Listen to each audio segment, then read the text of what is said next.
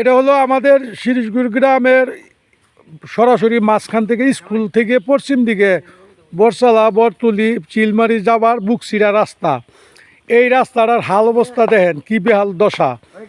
বর্ষা মাস মানে প্রত্যেক দিন কেউ না কেউ গাড়ি নিয়ে পড়তেছে, দুঃখ পাইতেছে, ব্যথা পাইতেছে। আর এইরকম রাস্তা গ্রামের মধ্যে খুব দুঃখজনক, বলতে আসলে খুব লজ্জা লাগে যে আমাদের দেশে গাজীপুর জেলার মধ্যে শ্রীপুর থানার মধ্যে এমন একটা রাস্তা এখনও আমাদের মানে সহ্য করে নিতে হচ্ছে। কিন্তু আমরা আসলে খুব দুঃখিত, দুঃখের সহিত জানাচ্ছি যে এই রাস্তাটা এমন অবস্থা, হাঁটিয়ে চলার কোনো পরিবেশ নাই, শুধু এক ইট দিয়ে সোলিং ছিল।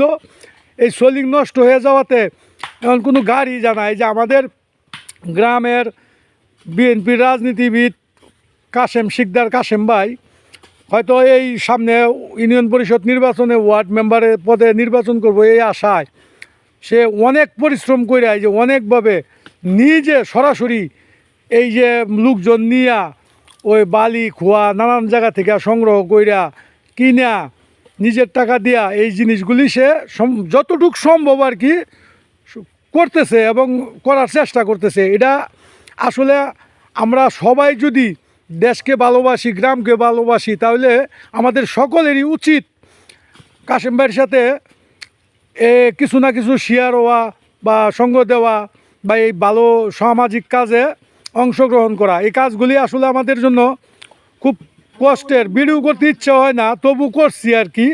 কারণ হলো এইরকম রাস্তা আজ পর্যন্ত এই ডিজিটাল যুগে যে আমাদের শিরিষগুড়ি গ্রামে এমন ভাঙা রাস্তা, অবাস্তব রাস্তার পরিবেশটা দেখেন। এর একেবারে চিলমারি চলে গেছে বরতলি বরসালা হইয়া বড়বাইত হইয়া এই যে পশ্চিমপাড়া হইয়া এই যে দেখেন, এই যে দেখেন রাস্তার অবস্থা দেখেন কি একটা রাস্তা। মানে এই রাস্তা আপনি ভাবতে পারেন এই যুগে এইরকম রাস্তা এখনও আছে।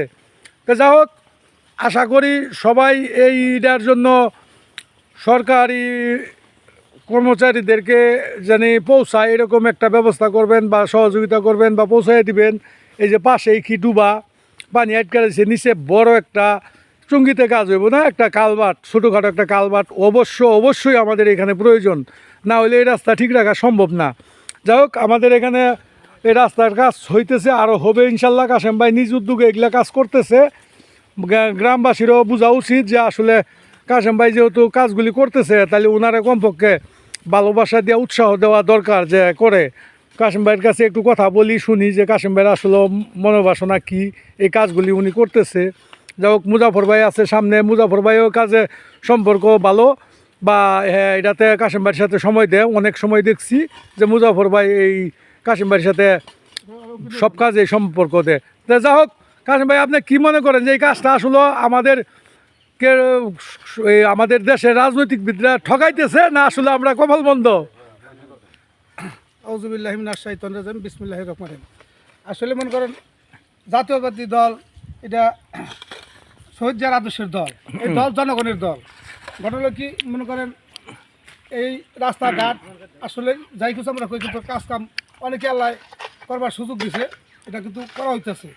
একটা জিনিস কি মনে করেন, আমি আল্লাহর কাছে একটা নিয়ত করছি, আমাদের দল ক্ষমতা হয়েছে, আল্লাহর কাছে সামনে ইউনিয়ন পরিষদ নির্বাচন যদি আল্লাহ মনে করেন আমারে পাশ করায়, আমি একটু জনগণের কাজ করে যদি মরে যাই একটু সম্মান নেই, এটাই আমার বড় আশা।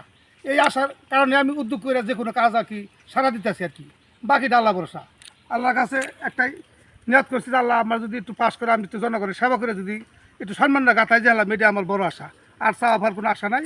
এই জন্য আমার যে কোনো কাজ আমার কিন্তু সবই খুব মনে উৎসাহ করি। বাকিটা আল্লাহ ভরসা। আল্লাহ যদি আমার ভাগ্যে থাকে তো আল্লাহ আমার সামনে কাজ করবার সুযোগ দিব, এটা আমার বড় আশা আর কি।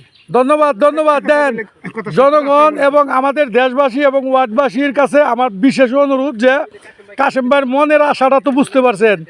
উনি সত্যিকার অর্থে কোনো লোভ লালসায়, কোনো কিছুর পাওয়ার আশায় এই কাজগুলি করে না। সে একটা আশা হইল যে দেশের সেবা করার জন্য এবং সামনের দিনগুলি যেন সকলের পাশে থাকতে পারে, এই আশা নিয়ে সামনে নির্বাচনে মেম্বার পদপ্রার্থী হইতেছে এবং সকলের কাছে দোয়া ও সমর্থন প্রত্যাশা করে। তবে আসলে আপনাদের বিবেক বিবেচনা খাটাইয়া আশা করি কাশেম ভাইকে সবাই সাপোর্ট করবেন এই আশা ব্যক্ত করে আজকের মতো বিদায়। আসসালামু আলাইকুম।